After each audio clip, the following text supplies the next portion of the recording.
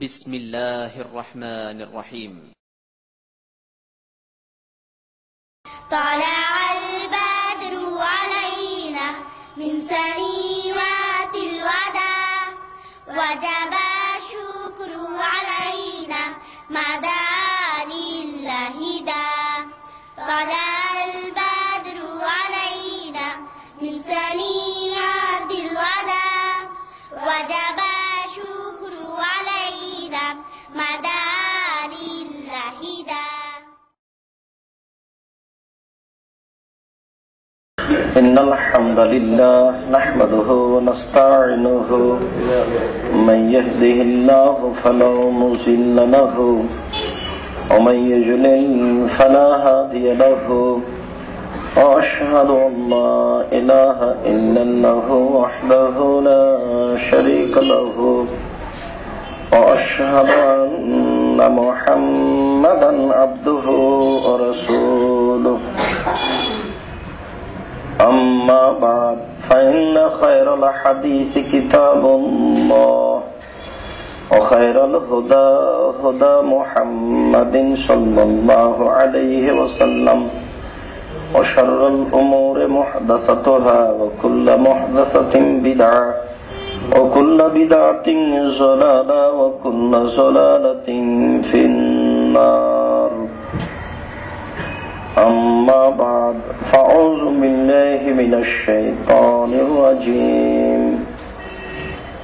ألم نخلقكم من ماء مهين فجعلناه في قرار مكين إلى قدر معلوم فقدرنا فنعم القادرون.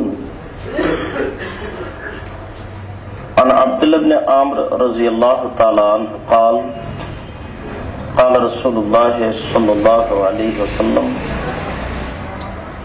إن الله خلق مقادير الخلائق قبل أن يخلق السماوات والأرض 50 سنة وعرشه على الماء. رواه مسلم. عن أنس رضي الله تعالى عنه قال قال رسول الله صلى الله عليه وسلم أول خلق الله القلم فقال له اكتب مكان ما اكتب قال اكتب مكان ومكان إلى الأبد. رواه أبو داود والنسائي والترمذي وابن ماجه بسند صحيح. সম্মানিত মসজিদের মুসল্লি, প্রশংসা আল্লাহর জন্য, শান্তি অবতীর্ণ হোক আল্লাহ রাসূলের উপর সাল্লাল্লাহু আলাইহি ওয়াসাল্লাম। আমাদের আলোচনার বিষয় অনুযায়ী আজকের আলোচনা হতে হয় মরণ একদিন আসবেই। মরণ বিশ্বাস করতে হবে, এটা তাকদীর। কাজেই আমরা মনে করছি আমাদের এই আলোচনা তাকদীর থেকেই আরম্ভ হবে। তাকদীর পূর্ব লিখিত জিনিস, যে অনুযায়ী মানুষের জীবন গড়বে, যেভাবে লেখা হয়েছে সেভাবেই বাস্তবায়ন হবে, যেটা পূর্বেই হয়েছে। আল্লাহ তাআলা বলছেন আলাম নাখলুকুকুম মিন মাইন মাহিন, আমি কি তোমাদেরকে তুচ্ছ শুক্রকীট পানি দ্বারা সৃষ্টি করিনি? ফাজালনাহু ফি কারারিম মাকিন ইলা কাদারিম মালুম, তারপর আমি তোমাদেরকে অতীব নিরাপদ, অতীব বিপদ মুক্ত সুন্দর জায়গায় একটা নির্ধারিত সময় পর্যন্ত রেখে দিনি। সেটা তোমার মায়ের গর্ভ। ফাকাদারনা, তারপর আমি তোমার ভাগ্য নির্ধারণ করেছি। ফানিমান কাদেরুন, আমি উত্তম নির্ধারণকারী। আমার নির্ধারণে যদি তোমার কোনো আপত্তি থাকে তো তুমি মনে রেখো যে আমার চেয়ে কেউ সুন্দর করে নির্ধারণ করতে পারবে না। আমার চেয়ে কেউ যদি সুন্দর করে নির্ধারণ করতে চায় তাহলে তাতে মানুষের আপত্তি থাকবে, আর আমি যা নির্ধারণ করেছি তাতে কারো আপত্তি নেই। আপত্তি থাকেও যদি, তাহলে সেটা মানুষের বুঝতে ভুল। তবে আমি কিছু করলে মানুষ আবার পাল্টা কিছু করতে পারবে এমনটা আমি ভয় করি না। আমি সামুদ সম্প্রদায়কে ঝড় বৃষ্টি দিয়ে ধ্বংস করে দিয়েছি। সেটা ছিল খুব দ্রুতগামী বাতাস, তার শব্দ ছিল বিকট ভয়াবহ। নিতান্তই কোন মানুষকে একেবারেই তার পাপের কারণে ধ্বংস করে দেওয়ার চূড়ান্ত ইচ্ছা গ্রহণ না করলে আল্লাহ তাআলা এমন করেন না। আর তারাই ছিল সবচেয়ে জাতি হিসেবে শক্তিশালী জাতি। তাদের ব্যাপারে আল্লাহ তাআলা বলেছেন লাম ইউখলাক মিসলুহা ফিল বিলাদ, সামুদ সম্প্রদায়ের মতো শক্তিশালী জাতি আমি কিয়ামত পর্যন্ত পৃথিবীতে আর কখনো সৃষ্টি করব না। এরপরে তিনি বলেছেন ওয়ালা ইয়াখাফু উকবাহা, তবে মানুষ আমার পাল্টা বিচার করবে এই ভয় আমি করি না, আল্লাহ তাআলা করেন না। তবে আমি তোমাদের বলে রাখছি, মনে রেখো, আলাম নাখলুকুম মিন মাইন মাহিন, আমি কি তোমাদেরকে তুচ্ছ শুক্রকীট থেকে সৃষ্টি করিনি? মানে করেছি তো, তুমি বলো যে আমি করেছি। ফাজালনাহু ফি কারারিম মাকিন, এরপর আমি তোমাকে কিছুদিন অতীব নিরাপদ স্থানে রেখেছি।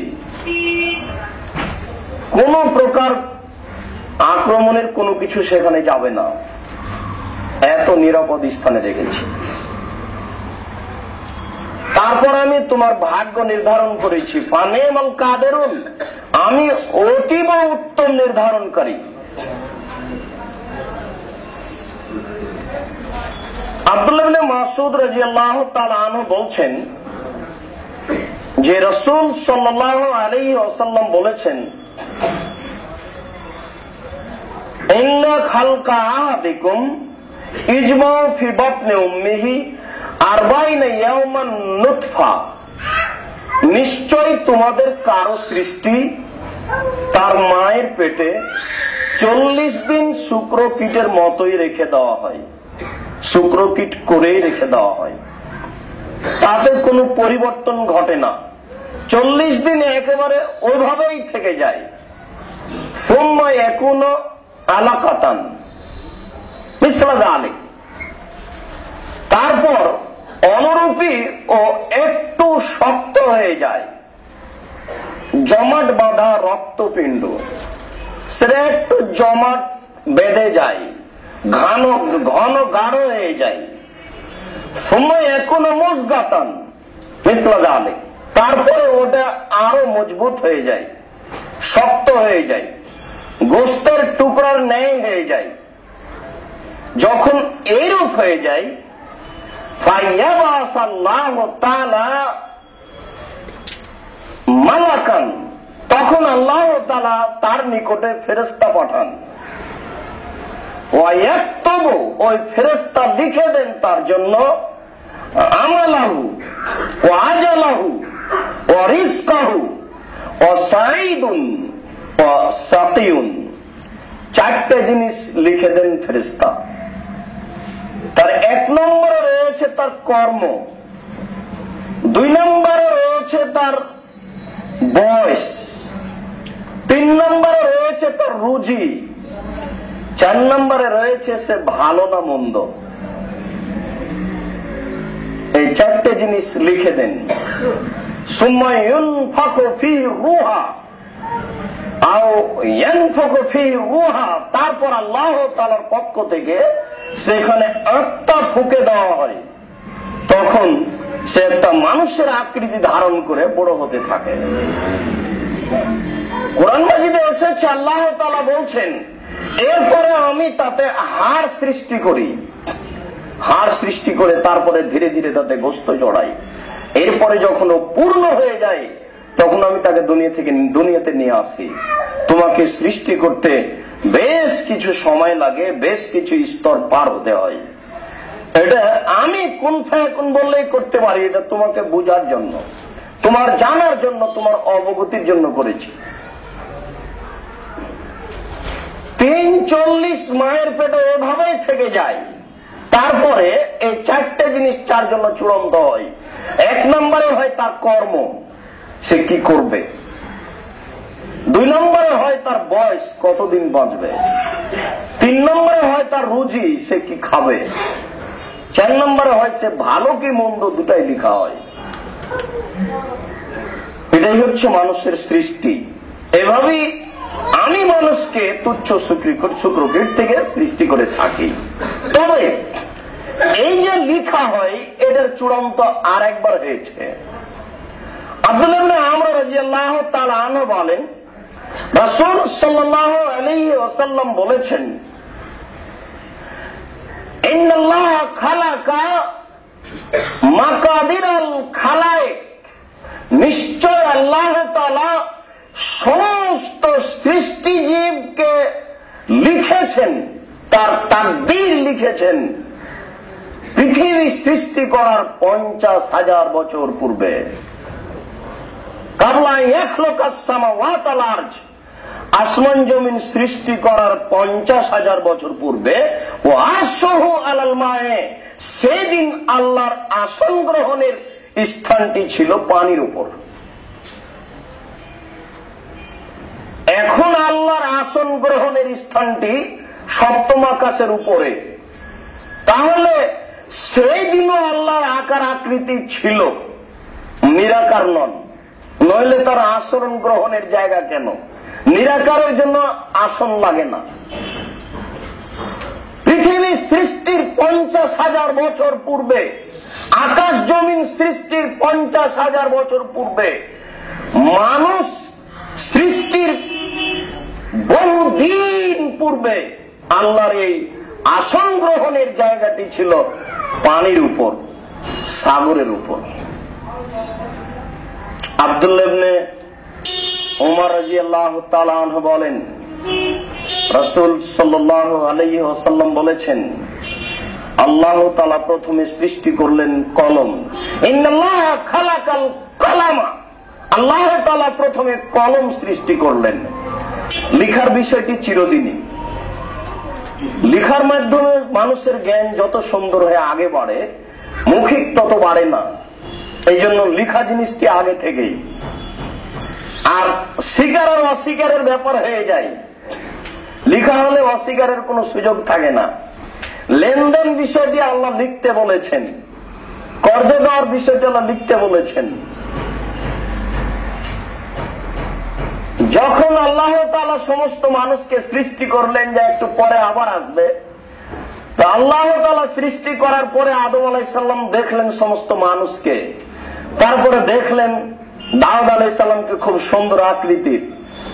আল্লাহকে বললেন, এই ব্যক্তি কে? এটা তোমার একটা ছেলে দাউদ। তার বয়স কত? এত। আমার বয়স থেকে 40 বছর দিয়ে দেন। 40 বছর আগেই মালাকুল মউত চলে আসলেন। আদম আলাইহিস সালাম বললেন, আমার বয়স তো এখনো আছে। না, আপনি যে দিয়েছেন? না তো, এমন তো মনে হয় না।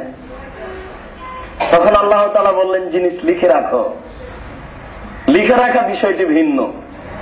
আল্লাহ তাআলা কলম সৃষ্টি করলেন সর্বপ্রথম। এরপর আল্লাহ তাআলা কলমকে বললেন যে তুমি লিখো। ফাকালা মাকতুব, কলম বলছে আমি কি লিখবো? কি লিখতে বলছেন আমাকে? কলমের জানা নাই সে কি লিখবে, এই বস্তুর জানা নাই কি লিখবে। কলম বলছে মাকতুব, আমি কি লিখবো? তখন আল্লাহ তাআলা বলছেন উক্তুব মা কানা ওয়া কায়না লিয়াউমিল কিয়ামা ইলাল আবাদ, যা ঘটে গেছে তা লিখো, কিয়ামত পর্যন্ত যা ঘটবে তা লিখো। তাহলে বোঝা যাচ্ছে যে তখনও অনেক কিছু পূর্বে চলে গেছে।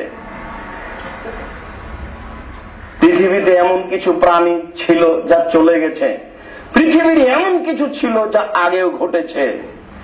এবং কিয়ামত পর্যন্ত যা ঘটবে তা লেখা হয়েছে আসমান জমিন সৃষ্টির 50,000 বছর পূর্বে।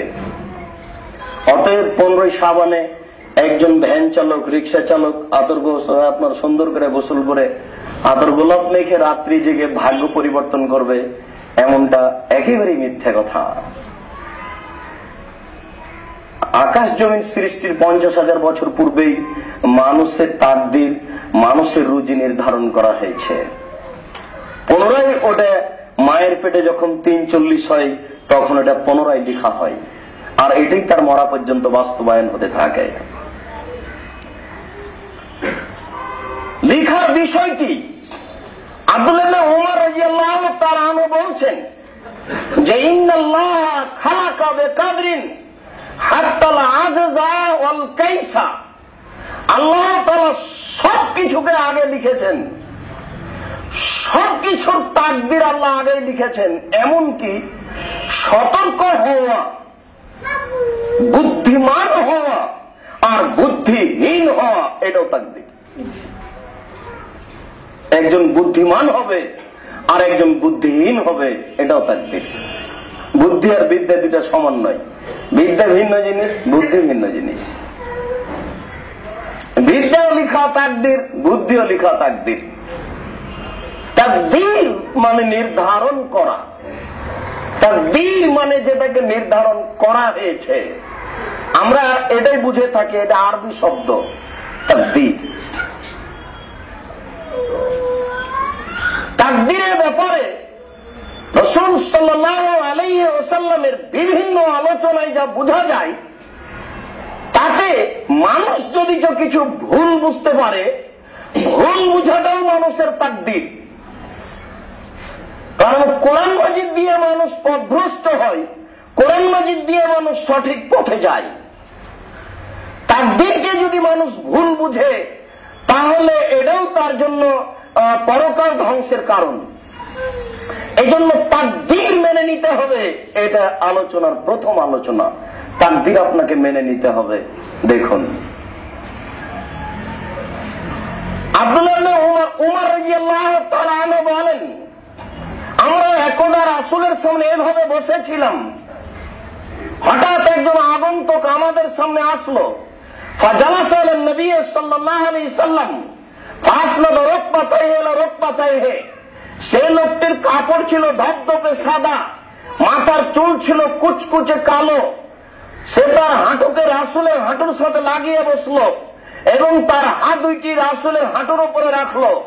রাখার পরে জিজ্ঞাসা করছে, আখবিরনি আল ইসলাম, ইসলাম কাকে বলে বলেন। তখন আল্লাহ রাসূল বললেন, ইসলাম হচ্ছে এ বলে সাক্ষী দেওয়া যে আল্লাহ ব্যতীত কোনো মাবুদ নাই, মুহাম্মদ আল্লাহর রাসূল, 5 ওয়াক্ত সালাত আদায় করা, যাকাত প্রদান করা, সিয়াম পালন করা, হজ পালন করা। আগন্তুক বললেন, আপনি ঠিক বলেছেন। এরপরে আগন্তুক জিজ্ঞাসা করলেন, আখবিরনি আনিল ঈমান, ঈমান কাকে বলে বলেন। তখন আল্লাহ রাসূল বলছেন, আন তুমিনা বিল্লাহি ওয়া মালাইকাতিহি ওয়া কুতুবিহি ওয়া রাসূলিহি ওয়া তুমিনা বিল কদরি খাইরিহি ওয়া শাররিহি। এটা মেনে নিতে হবে যে আল্লাহ আছেন, এটা মেনে নিতে হবে যে রাসূলগণ এসেছিলেন, এটা মেনে নিতে হবে যে ফেরেশতা আছেন, এটা মেনে নিতে হবে যে কিয়ামত ঘটবে, এটা মেনে নিতে হবে যে তাকদীর মানুষের আছে ভালো মন্দ।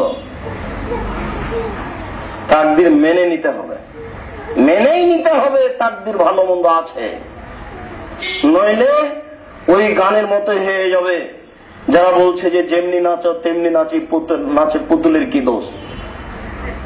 এটা হচ্ছে যারা তাকদীরকে অস্বীকার করে তাদের গান, যারা সমর্থন করে তাদের কথা। আপনার তো জানা নাই কতটুকু অন্যায়। এটা হচ্ছে আল্লাহকে অস্বীকার করা, আল্লাহর নির্ধারণকে অস্বীকার করা। এটা মানুষ পুতুল হতে পারে? এটা মানুষকে বিবেক দিয়ে সৃষ্টি করেছেন আল্লাহ তাআলা। আল্লাহ তাআলা বলছেন, আমি মানুষকে সৃষ্টি করেছি, এরপরে ওয়াহাদাইনাহুম নাজদাইন, আমি তাকে ভালো মন্দ দুটা পথ দেখিয়েছি, বলেছি এটা ভালো এটা মন্দ। অবশ্যই তাকদীরকে বিশ্বাস করতে হবে, ভাগ্যকে বিশ্বাস করতে হবে। আল্লাহ রাসূল বলছেন যে ঈমান হচ্ছে ভাগ্যকে বিশ্বাস করা, ভাগ্যকে মেনে নেওয়া। আবু হুরায়রা রাদিয়াল্লাহু তাআলা আনহু বলেন, রাসূল সাল্লাল্লাহু আলাইহি ওয়াসাল্লাম বলেছেন, সালাসাতুন লা ইকবালু আনহা আদলু ওয়া সারফ, তিন শ্রেণীর মানুষ রয়েছে যাদের নফল ইবাদত কবুল হয় না, ফরজ ইবাদত কবুল হয় না। তিন শ্রেণীর মানুষ রয়েছে যাদের নফল ইবাদত কবুল হয় না, ফরজ ইবাদত কবুল হয় না। তার এক শ্রেণীর মানুষ হচ্ছে আপন পিতামাতার অবাধ্য চলে যারা। দ্বিতীয় শ্রেণীর মানুষ হচ্ছে যারা দান করার পরে খোটা দেয়। তৃতীয় শ্রেণীর মানুষ হচ্ছে মুকাদ্দিবুন বিকাদারিন, যারা ভাগ্যকে অস্বীকার করে। যারা ভাগ্যকে অস্বীকার করে তাদের ইবাদত কবুল হবে না। ভাগ্যকে আপনাকে মেনে নিতে হবে। ভাগ্য যদি আপনি মেনে না নেন তাহলে এটা শিরক হয়ে যাবে। ভাগ্যকে মেনে না নিলে আপনার কোন ইবাদত কবুল হবে না, না ফরজ ইবাদত কবুল হবে, না নফল ইবাদত কবুল হবে, কোন ইবাদত কবুল হবে না।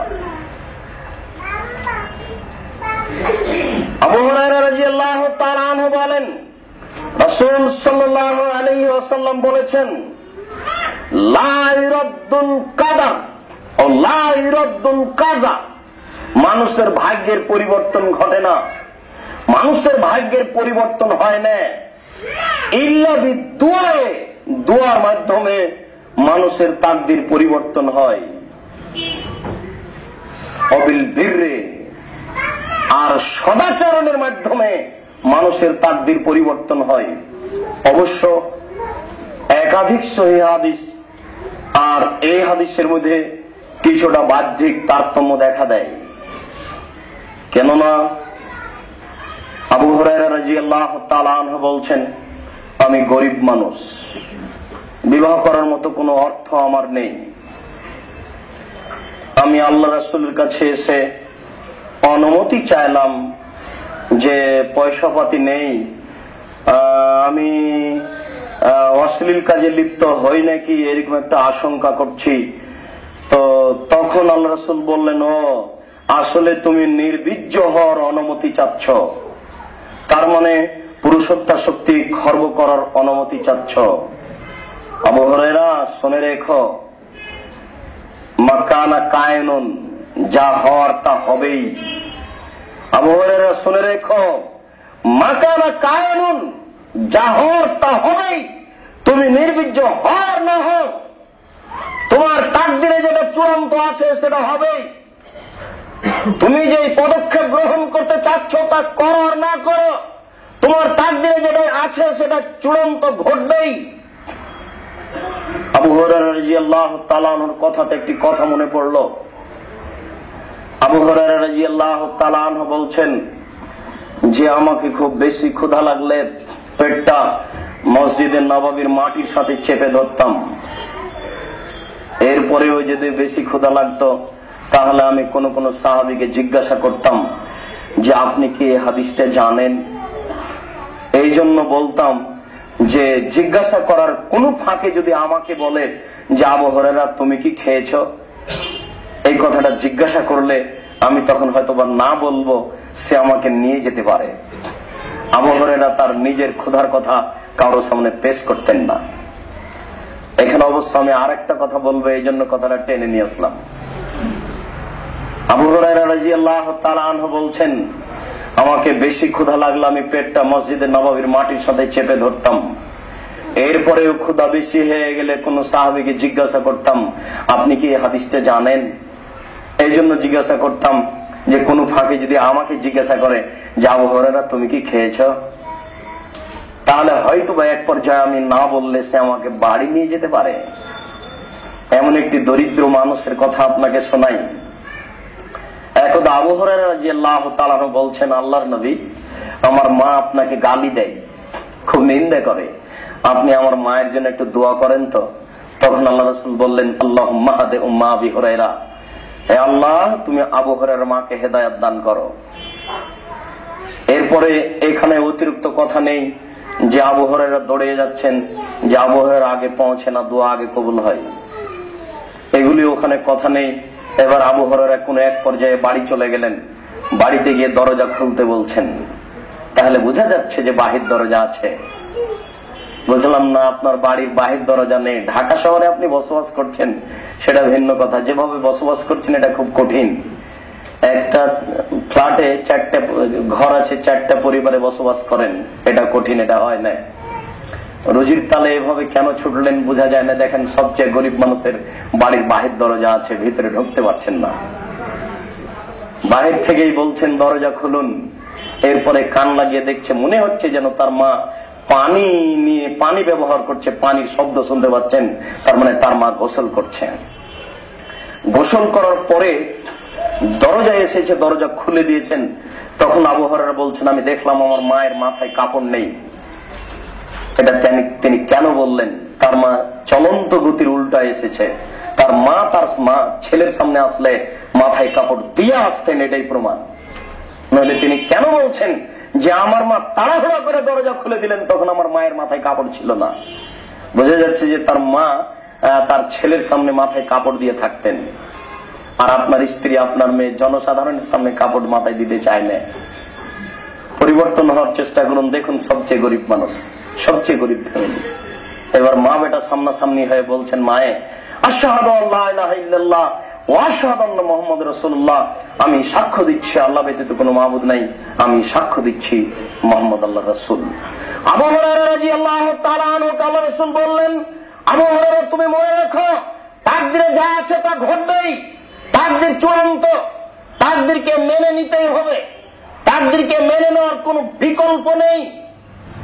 তাকদীর আল্লাহ তাআলার পক্ষ থেকে নির্ধারণ। আনাস রাদিয়াল্লাহু তাআলা আনহু বলেন, রাসূল সাল্লাল্লাহু আলাইহি ওয়াসাল্লাম বলেছেন, ইন্না আখাফু, আমি তোমাদের উপরে ভয় করছি এই বিষয়ের উপরে যে আমার পরে তোমরা পরিবর্তন হয়ে যাবে। এই জন্য আমি সবসময় বলে থাকি, আল্লাহুম্মা মুসাররিফাল কুলুব সাররিফ কলবি আলা তাআতিক, হে অন্তরের পরিবর্তনকারী, তুমি আমার অন্তরকে তোমার আনুগত্যের উপরে রাখো। সাহাবীগণ বলেন, আল্লাহর রাসূল আপনি কি আমাদের পরে এইভাবে পরিবর্তন হয়ে যাওয়ার ব্যাপারে বিশ্বাসী? আমরা পরিবর্তন হয়ে যাব?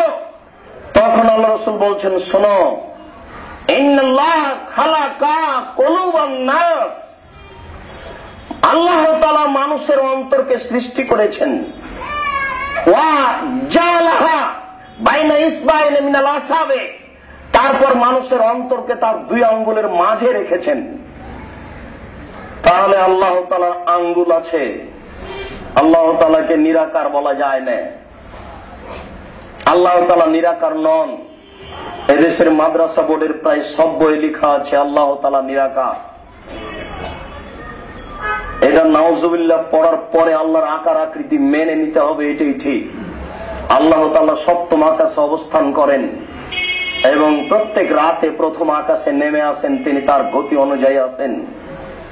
যেদিন আল্লাহ তাআলা মানুষকে জাহান্নামে দিবেন, জাহান্নাম পূর্ণ হয়েছে কিনা আল্লাহ জিজ্ঞাসা করবেন। এক পর্যায়ে জাহান্নাম বলবে, আর কিছু আছে কি? তখন আল্লাহ তাআলা তার পাটাকে জাহান্নামে ঢুকিয়ে দিবেন। তখন জাহান্নাম বলবে, আমি এখন পূর্ণ। তাহলে বোঝা যাচ্ছে আল্লাহ তাআলার পা আছে। এখানে বোঝা যাচ্ছে আল্লাহ তাআলা মানুষের সমস্ত অন্তরকে 2 আঙ্গুলের মাঝে রেখেছেন, আঙ্গুল সমূহের 2 আঙ্গুলের মাঝে রেখেছেন। ইউকাল্লিমু কাইফা ইয়াশা, তিনি পরিবর্তন করেন যেভাবে ইচ্ছে। মানুষের তাকদীরের পরিবর্তন হতে পারে, তিনি পরিবর্তন করেন যেভাবে ইচ্ছে। এই কারণে আমি সবসময় বলতে থাকি, ইয়া মুকাল্লিবাল কুলুব সাব্বিত কলবি আলা দীনিক, হে অন্তরের পরিবর্তনকারী, তুমি আমাকে তোমার দ্বীনের উপরে বহাল রাখো। হে অন্তরের পরিবর্তনকারী, তুমি আমাকে তোমার দ্বীনের উপরে বহাল রাখো, তুমি আমাকে ক্ষতিগ্রস্ত করো না। এই দোয়াটি আপনাকে সবসময় বলতে হবে। কখন আপনার পরিবর্তন ঘটে তা বলা যায়। আবু হুরায়রা রাদিয়াল্লাহু তাআলা আনহু বলেন, রাসূল সাল্লাল্লাহু আলাইহি ওয়াসাল্লাম বলেছেন, ইন্নাল ইনসানা ইয়ামালু মিন আহলিল জান্নাহ ওয়া মিন আহলিন নার নিশ্চয় মানুষ জান্নাতের আমল করে অথচ সে জাহান্নামী। নিশ্চয় মানুষ জান্নাতের আমল করে অথচ সে জাহান্নামী। ফায়াকুনু বাইনাহু ওয়া বাইনাল জান্নাহ নিসফা যিরা, তার মাঝে আর জাহান্নামের মাঝে মাত্র, তার মাঝে আর জান্নাতের মাঝে মাত্র অর্ধ হাত ফাঁকা আছে। ও জান্নাতে যাবে, মরলে জান্নাতে চলে যাবে। সুম্মা ইয়ামালু মিন আহলিন নার, তারপরে ও জাহান্নামের আমল করতে থাকে। ফায়াদখুলু ফিন নারে, তারপরে সে জাহান্নামে চলে যায়। আল্লাহ রাসূল এই কথাটি আবার উল্টে ধরে বলছেন, আইনান নাস ইয়ামালু মিন আহলিল জান্নাহ, মানুষ জাহান্নামের আমল করে, করছে করছে করেই যাচ্ছে, তার মাঝে আর জাহান্নামের মাঝে মাত্র অর্ধ হাত ফাঁকা আছে। সুম্মা ইয়ামালু মিন আহলিল জান্নাহ, তারপরও জান্নাতের কাজ করতে থাকে। সুম্মা ইয়াদখুলুল জান্নাহ, তারপরে ওইভাবে মারা যায়, সে জান্নাতে চলে যায়। সাহাবীগণ বললেন, রাসূল কাইফা ওয়াল আমাল, তাহলে আমল করে কি হবে? বিষয় যদি এমনই হয়, এটাই আপনাকে পরীক্ষা করা হচ্ছে যে তাহলে আমল করে কি হবে, আপনি কি বলবেন তাই? আমল করে কি হবে? তখন আল্লাহ রাসূল বলছেন, শোনো, ইয়াসসারু লিআহলিল জান্নাহ আল আমাল লিআহলিল জান্নাহ, জান্নাতীদের জন্য জান্নাতের আমলকে সহজ করে দেওয়া হয়, জাহান্নামীদের জন্য জাহান্নামের আমলকে সহজ করে দেওয়া হয়। অতএব সেটা করতেই থাকবে, আমল করতে থাকো, নিরাশার কিছু নেই। আবু হুরায়রা রাদিয়াল্লাহু তাআলা আনহু বলছেন, রাসূল সাল্লাল্লাহু আলাইহি ওয়াসাল্লাম আমাদের মাঝে ছিলেন, হঠাৎ করে উঠে তিনি বাইরে চলে গেলেন। আমরা ঘাবড়িয়ে গেলাম, হয়তো আল্লাহ রাসূল কোন দুর্ঘটনা ঘটলো নাকি। আমি আবু হুরায়রা সর্বপ্রথম ঘাবড়িয়ে গেলাম। এরপরে ওখান থেকে উঠে খুঁজতে গেলাম কোথায় আল্লাহ রাসূল। দেখতে দেখতে কোথাও খুঁজে পেলাম না। দেখে একটা নালা, ড্রেন একটা বাগানের মধ্যে ঢুকেছে। বাগানের চতুর্দিকে প্রাচীর দেওয়া আছে, আমি ঢোকার কোনো পথ পেলাম না। তো যে ড্রেনে পানি যায়, ওই পানির ড্রেন দিয়ে আমি শ্রীগালের মতো হয়ে ভিতরে ঢুকে গেলাম। ভিতরে ঢুকে গিয়ে দেখি আল্লাহ রাসূল বলছে, হয়ে যাও আবু হুরায়রা। কে? আবু হুরায়রা। জি, কি খবর?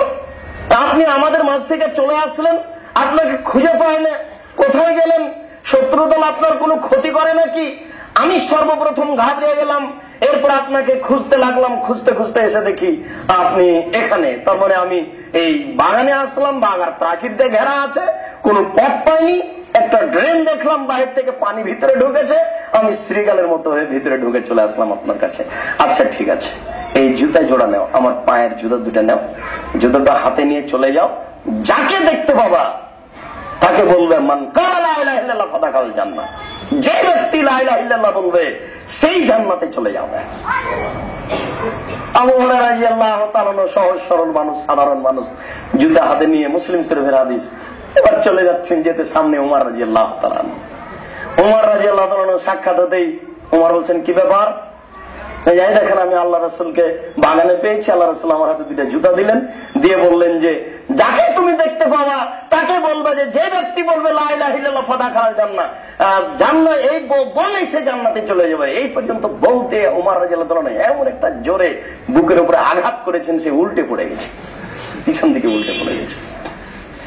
উল্টে পড়ে যেয়ে তো আবু হুরায়রা রাদিয়াল্লাহু তাআলা বলছেন যে আমি রাসূলের কাছে গিয়ে যখন বললাম, তখন ফাজ হাসত, বাচ্চা ছেলে কাঁদতে কাঁদতে যেমন একবারে কাঁদা থেমে গেছে, তারপরে একটা জোরে শ্বাস আছে, এসে তাকে ধাক্কা মারে, এরকম আমার একটা শ্বাস উঠছে, যে শ্বাস আমাকে ধাক্কা মারছে। তখন আল্লাহ রাসূল বলেন, কি খবর, কি হয়েছে? জি, আমি আপনি যেভাবে বলেছেন সেভাবে আমি বলছিলাম। সর্বপ্রথম উমারের সাথে দেখা, উমারকে আমি বলেছি, উমার আমাকে এমন একটা বুকের উপর আঘাত মেরেছে, আমি খারাপ তলা ইস্তি পিছনের উপরে পড়ে গেছি, উল্টে পড়ে গেছি। পাশেই উমার। কি ব্যাপার উমার, তুমি তাকে মেরেছ? জি হ্যাঁ মেরেছি। আপনি কি এটা বলেছেন? হ্যাঁ আমি বলেছি। কেমন হলো? ফায়াত্তাকিলুন নাস আলাইহি, আপনি যদি এই কথা বলে থাকেন তাহলে মানুষ তো এই কথার উপরে ভরসা করবে, মানুষ তো ইবাদত করবে না। হ্যাঁ উমার ঠিক বলেছে, মানুষকে আমল করতে বলো। ফাখাল্লিন নাস, মানুষকে ছেড়ে দাও। ফায়ামালুন নাস, মানুষ আমল করতে থাকে। উমর রাদিয়াল্লাহু রাদিয়াল্লাহু তাআলা আনহু আল্লাহর রাসূলের চেয়ে বেশি বুঝেন এই কথা নয়। ওটা একটা গতি, এটা একটা গতি। আর উমর রাদিয়াল্লাহু তাআলা আনহু শত্রুতামূলক আবু হুরায়রাকে মেরেছেন এই কথাও নয়। উমর রাদিয়াল্লাহু তাআলা আনহু বলতে চাচ্ছেন, আবু হুরায়রা তুমি যেভাবে বলছো তাতে মানুষ আমল করবে না। আল্লাহ রাসূল বলেন, উমর তুমি ঠিক বলেছ, মানুষকে ছেড়ে রাখো, মানুষ আমল করুক। আমলের মাধ্যমে মানুষের বিচার, মানুষের আমলই কিয়ামতের মাঠে ওজন হবে। কিয়ামতের মাঠকে বিশ্বাস করতে হবে, দাঁড়িপাল্লাকে বিশ্বাস করতে হবে, মানুষের আমল ওজন হবে, তাকদীরকে বিশ্বাস করতে হবে। আল্লাহ আমাদের বুঝার তৌফিক দান করুক। আল্লাহুম্মা আমিন।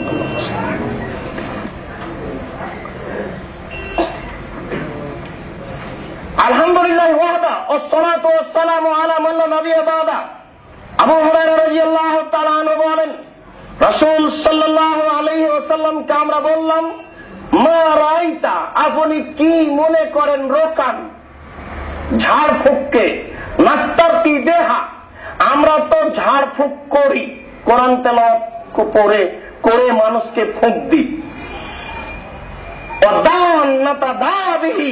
আমরা ডাক্তারের কাছে চিকিৎসা গ্রহণ করি। যুদ্ধক্ষেত্রে মানুষের তীরকে ঠেকানোর মাধ্যম গ্রহণ করি। মানুষের তীর আসছে, ঢাল দিয়ে তীরটাকে ঠেকিয়ে দিই। তাহলে তাকদীর কি হলো? এটা তাকদীরকে উপেক্ষা করে কি? আমরা তো ঝাড়ফুঁক করি, মনে করি যে এতে ভালো হবে। তাকদীর যদি চূড়ান্ত হয়ে থাকে তাহলে এটা কি হবে? আমরা তো চিকিৎসা গ্রহণ করি, তাকদীর যদি চূড়ান্ত হয়ে থাকে তাহলে চিকিৎসা কি হবে? আমরা তো ঢাল ব্যবহার করি তীর ঠেকানোর জন্য, তাকদীর যদি চূড়ান্ত হয়ে থাকে তাহলে ঢাল কি করবে? তখন আল্লাহ রাসূল বলছেন, আবু হুরায়রা, হিয়া মিনাল কাদার, এই কাজটিও ভাগ্য। বুঝতে পারলেন কি? আমল আপনার ভাগ্য। আপনি বললেন আপনার ভাতিজারকে যে তোমরা তোমার বাপকে নিয়ে গেলে না ঢাকা মেডিকেলে, তাহলে ভালো হয়ে যেত, কিন্তু ঢাকা মেডিকেলে তার আশা হবে না, এটাই তার ভাগ্য। গ্রামের বাড়িতে সে ওই হাসপাতালে মারা যাবে, এটাই ভাগ্য। এটা আপনাকে মেনে নিতে হবে। যদি এখন আপনি বললেন, যদি বলেন যে ওখানে নিয়ে গেলে বেঁচে যেত, তাহলে এটা ভাগ্যকে অস্বীকার করা হলো। ভাগ্যকে অস্বীকার করলে ইবাদত কবুল হবে না, ভাগ্য চূড়ান্ত। আল্লাহ রাসূল বলেন, হে মিনাল কাদার, সব কথার এটা আপনার চূড়ান্ত জবাব। রাসূল সাল্লাল্লাহু আলাইহি সাল্লামের সামনে তিনটা আপত্তি পেশ করা হলো। আপত্তি তিনটার তিনি একটাই উত্তর দিলেন, হে মিনাল কাদার, এটাই হচ্ছে ভাগ্য, যে এটা ঘটবে, এটা করবে। মানুষ চিকিৎসা করার পরে মারা যাবে, মানুষ চিকিৎসা গ্রহণ করবে না, মারা যাবে। ঢালের মাধ্যমে তীরকে ঠেকানো হবে, ঢালের মাধ্যমে তীরকে ঠেকানো হবে না। ঝাড়ফুঁকের মাধ্যমে লোকটাকে বাঁচানো হবে, ঝাড়ফুঁক হবে না, লোকটা মারা যাবে। এই সবটুকুই তাকদীর।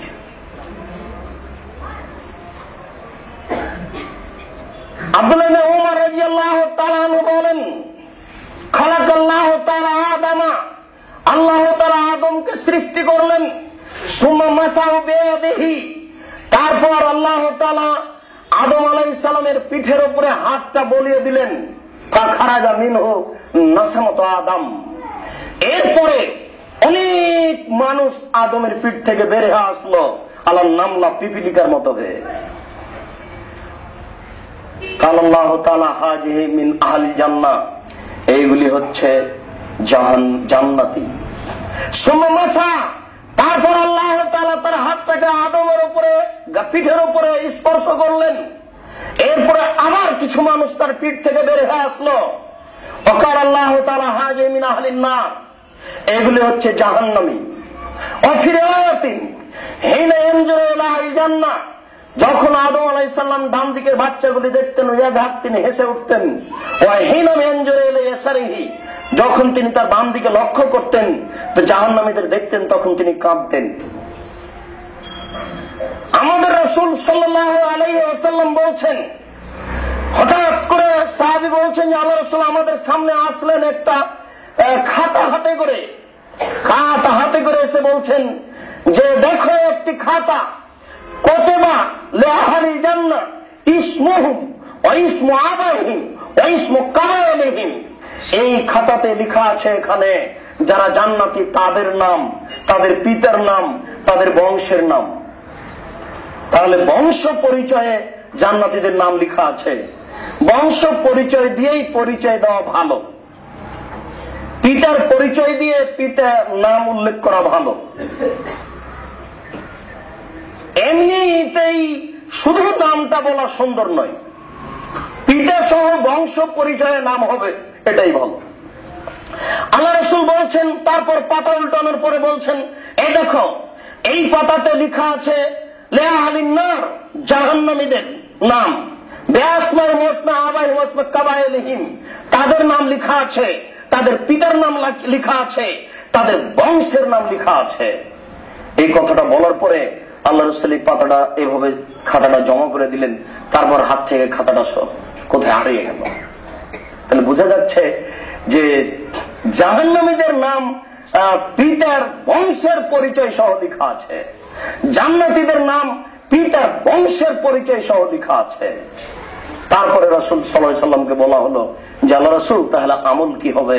তখন আল্লাহ রাসূল বললেন যে তোমরা আমল করতে থাকো, জাহান্নামীদের জন্য জাহান্নামের আমল তার জন্য সহজ করে দেওয়া হবে, জান্নাতীদের জন্য জান্নাতের আমল তার জন্য সহজ করে দেওয়া হবে, আমল করতে থাকো। ভাগ্যের প্রতি আপনি বিশ্বাস রাখবেন, আস্থা রাখবেন এবং সবসময় আশঙ্কায় থাকবেন, আল্লাহ তুমি আমাকে ভালোদের অন্তর্ভুক্ত করো। দোয়া করুন যেন আল্লাহ আপনার নামটা যদি কোন রকম থেকেও থাকে তাহলে মিটিয়ে দিয়ে যেন জান্নাতীদের মধ্যে করেন, তিনি সর্বশক্তিমান। আয়েশা রাদিয়াল্লাহু তাআলা আনহা বলেন, দয়া রাসূলুল্লাহ সাল্লাল্লাহু আলাইহি সাল্লাম লে জানাজাতে 70 মিনাল আনসার, আল্লাহ রাসূলকে ডাকা হলো আনসারদের একটা বাচ্চা ছেলের জানাজার জন্য, ছোট্ট একটা ছেলে, তার জানাজার জন্য রাসূলকে ডাকা হলো। তখন আয়েশা রাদিয়াল্লাহু তাআলা আনহা বলছেন যে হুয়া লাহু তুবা, এই ছেলের জন্য ধন্য, এই ছেলের জীবন ধন্য। লা ইউদরিকুহু সু, পাপ তাকে পায়নি, সে পাপের কোনো আমল করেনি, পাপ তাকে পায়নি, সে ধন্য। তখন আল্লাহ রাসূল বলছেন, আয়েশা আওয়াগায়রা গালেক, এর উল্টা হতে পারে না, তুমি এটা কেন বললে? এটা বাচ্চা ছেলে কোনো পাপ করেনি, তুমি এটা বললে যে সে জান্নাতে যাবে, সে ধন্য। আয়েশা এর কি উল্টা হতে পারে না? তারপর আল্লাহ রাসূল বলছেন, দেখো প্রত্যেক মানুষকে সৃষ্টি করা হয়েছে লিআহলিল জান্নাহ ওয়া খালাকাহুম ওয়া ফি আসলাবে আবাইহিম। ও যে জাহান্নামী, যখন তার সে পিতার পিঠে ছিল, শুক্রকীট ছিল, তখনই সে জাহান্নামী।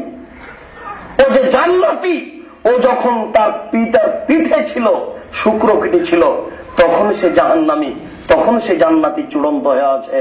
আয়েশা তুমি একথা কেন বললে? অবশ্য এই অংশের আলোচনাতে যেটা চূড়ান্ত ভাবে বলা হয়েছে যে যেসব ছেলেগুলি, যেসব মেয়েগুলি বাল্য অবস্থায় মারা গেছে, কুল্লুহুম ফিল জান্নাহ, তারা সবাই জান্নাতি, তারা সবাই জান্নাতে যাবে। এই দলিলে একটা বড় হাদিস পেশ করা হয়েছে। সেই হাদিস পূর্ণ এখন আমি অনুবাদের সময় পাবো না, তবে আপনাকে আমি এতটুকু দ্রুত বলে জানাচ্ছি যে রাসূল সাল্লাল্লাহু আলাইহি সাল্লাম ফজরের সালাত আদায়ের পরে মুসাল্লিদের দিকে মুখ করে বসলেন। বসে তিনি জিজ্ঞাসা করলেন, তোমরা কি আজকে রাতে কিছু স্বপ্নে কিছু দেখেছো? আমরা বললাম, জি না, আমরা কিছু আজকে স্বপ্নে কিছু দেখিনি। আল্লাহ রাসূলুল্লাহ আমরা কিছু বললে তিনি তার তাবির করে দিতেন, হ্যাঁ তোমার স্বপ্নের ফলে, তোমার স্বপ্নের ফলে, এটা তিনি বলতেন। আমরা যখন বললাম যে আমরা কোনো কিছু স্বপ্নে দেখিনি, তখন তিনি বললেন যে হ্যাঁ আমি আজকে রাত্রে স্বপ্নে দুজন মানুষকে দেখলাম, তারা আমার দুই হাতকে ধরে নিল, দুই হাত ধরে নিয়ে তারা আমাকে বাইতুল মুকাদ্দাসের দিকে নিয়ে যেতে লাগলো। যেতে যেতে দেখি একটা লোক বসে আছে আর একটা লোক দাঁড়িয়ে আছে, তার হাতে একটা লোহার বাঁকা লাঠি আছে, বাঁকা লাঠিটা তার মুখের ডান দিকে ঢুকিয়ে দিচ্ছে, দিয়ে মুখের ডান দিক ফেড়ে ফেলছে। এরপরে লাঠিটা বের করে মুখের বাম দিকে লাগাচ্ছে, এরপরে বাম দিককে ফেড়ে ফেলছে। বাম দিক ফেড়ে ফেলতে না ফেলতে দেখা যায় ডান দিক ঠিক হয়ে গেছে, আবার লাঠিটা বাম দিক থেকে নিয়ে এসে ডান দিকে লাগাচ্ছে। বারবার এটা দৃশ্য। আমি বললাম, এ কি? তারা বলল এখন হবে না, পরে। আমি আর কিছু বললাম না। কিছু দূর গিয়ে দেখি একটা লোক চিঠে শুয়ে রয়েছে, আর একটা লোকের হাতে একটা বড় পাথর আছে। এই পাথরটা তার মাথার উপরে মারছে, মারতে একেবারে মাথাটা ভেঙে চৌচির হয়ে যাচ্ছে, পাথর ছিটকে দূরে চলে যাচ্ছে। সে পাথর নিয়ে আসতে যাচ্ছে, আনতে না আনতে দেখে মাথা ঠিক হয়ে গেছে, আবার মারছে, আবার ভেঙে যাচ্ছে। আমি বললাম এ কি? তারা বললেন আচ্ছা ঠিক আছে চলেন, পরে হবে। চলতে থাকলাম, যেতে যেতে দেখি একটা গর্ত, গর্তের ভিতরে আগুন, একবারে ধানা করে আগুন জ্বলে উঠছে। সেই আগুনের মধ্যে আছে উলঙ্গ নারী পুরুষ জমা ধরে আছে। আগুন যখন জোরে জ্বলে উঠছে তখন উলঙ্গ নারী পুরুষ বের হয়ে চলে আসছে। আবার যখন আগুনটা দুর্বল হচ্ছে তখন ভিতরে চলে যাচ্ছে। দৃশ্য দেখে আমি বললাম এ কি ঘটনা? তারা দুইজন বললেন যে আচ্ছা পরে হবে। এরপর যেতে যেতে চলে গেলাম, দেখি একটা রক্তের নদী, নদীতে পানি নেই, শুধু রক্ত রক্ত।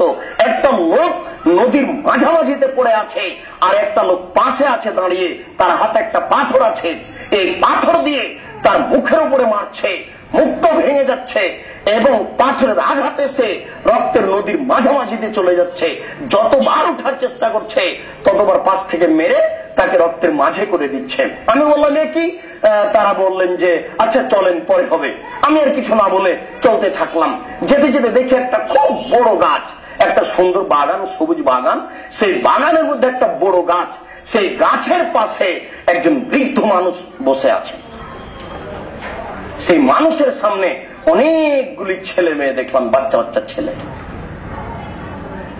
তো পরে যাব আবার কথা শেষ হয়ে যাবে, তখন আল্লাহ রাসূল বললেন যে অনেক কিছু তো দেখলাম, তো বলেন তো এগুলো কি?